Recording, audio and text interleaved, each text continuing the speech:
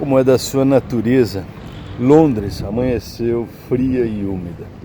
Isso torna o ato de pensar em história ainda mais saboroso.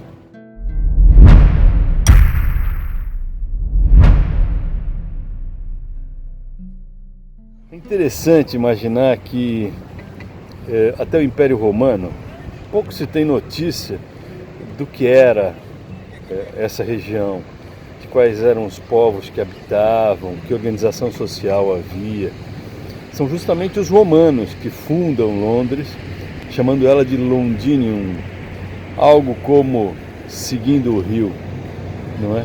E ela é fundada justamente por conta da sua vocação náutica, porque aqui, às margens do Tâmisa, esse rio maravilhoso que serpenteia toda a cidade, torna ela absolutamente singular, eles encontraram um canal estreito o suficiente para se construir uma ponte, mas que ao mesmo tempo tinha profundidade para a ancoragem dos navios.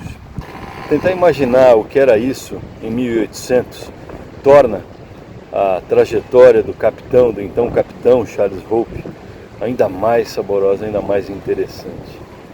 Eu fico imaginando o que deve ter sido para o Hope ter crescido e se desenvolvido aqui, seguindo a vocação, a orientação de uma cidade que estava intimamente relacionada à sua escolha.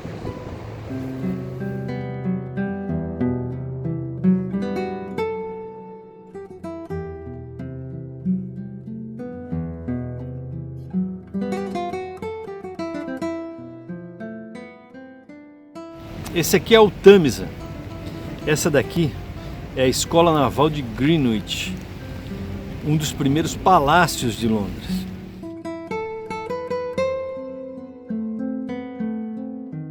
É fascinante imaginar que este lugar tenha sido criado no final da Idade Média, no epicentro de uma Europa que já vivia os primeiros movimentos da Renascença.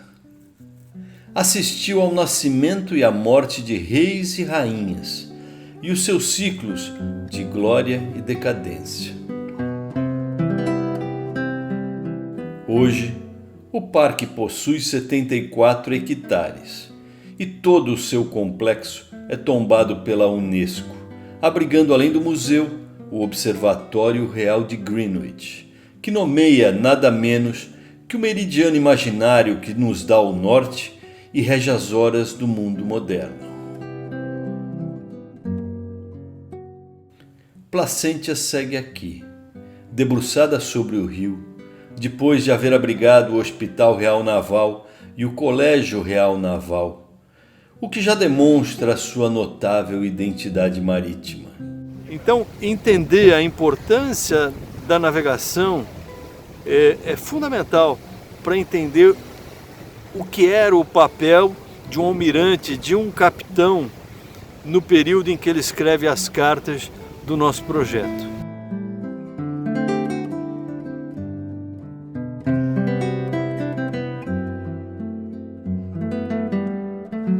Eu estou no Museu da Marinha Real de Londres. Num primeiro olhar, é só mais um museu da infinidade de museus importantes que existem na Europa. Mas esse daqui é decisivo para a gente compreender não só a história do nosso personagem, Charles Hope, mas para entender a história, como foi construída a história de Londres.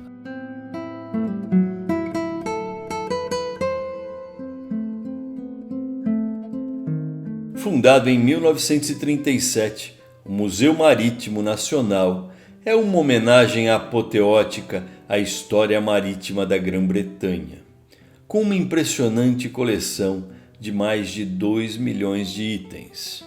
O prédio está dividido em 4 andares, repletos de obras cartográficas, manuscritos, registros oficiais, maquetes e planos de navios, além de instrumentos de navegação, controle do tempo e astronomia. Além, claro, das obras de arte e de inspiração marítima que dão vida às memórias do Império e seus heróis, como o vice-almirante Nelson e o capitão James Cook, entre tantos personagens.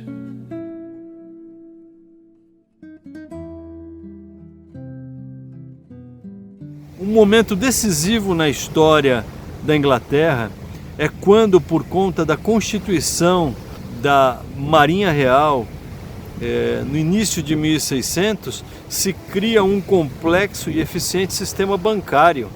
É esse sistema bancário que vai transformar a Inglaterra nos tempos modernos numa grande potência e que vai dar o suporte necessário para que ela tenha uma influência tão grande no mundo no século XIX, quando Hope vai ao Brasil.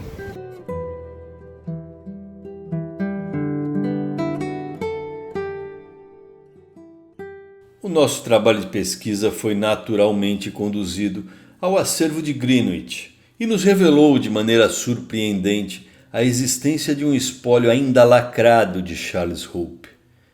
Neste ponto, é muito importante lembrar que não estamos tratando de um personagem relevante para a memória da Marinha Real Britânica, de tal forma que este achado teve o efeito de uma grande descoberta. Mais de um ano de tratativas até conseguirmos a autorização para não apenas abrir o espólio, mas sobretudo poder registrá-lo pela primeira vez em séculos. The National Maritime Museum was founded by Act of Parliament in 1934, making it actually quite a new museum, and it opened to the public in 1937. Its mission was not to be a naval museum, but broadly maritime. In other words, it would look at the work of the Royal Navy, Britain's merchant fleet, and also the fishing industry. Não bastasse toda a expectativa e encantamento do primeiro contato com seus pertences pessoais, encontramos nada menos que os registros originais oficiais da viagem de Hope ao Brasil. O que nos dá, além da narrativa pessoal, também o contraponto formal da história. Enfim, foram dias revirando os caminhos sinuosos dos papéis e das tintas traçadas de próprio punho por Charles Hope, e que, como um quebra-cabeça, nos dará a visão singular do cenário do Brasil naqueles tempos. Aqui em Greenwich eu realmente me sinto um pouco mais perto de Charles Hope.